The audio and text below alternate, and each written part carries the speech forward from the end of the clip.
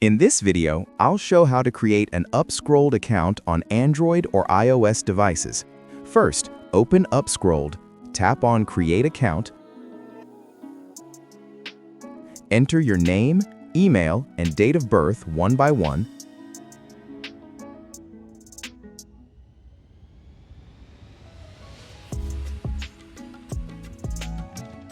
then tap Next. Create your password, then press Next again. Paste the received OTP. If you are not receiving the OTP, check whether you are connected to a VPN. If yes, turn it off and try again. After pasting the OTP, tap Verify. Create your username,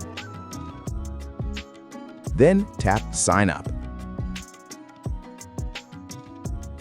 And you're done. If you find this helpful, don't forget to like, share, and subscribe.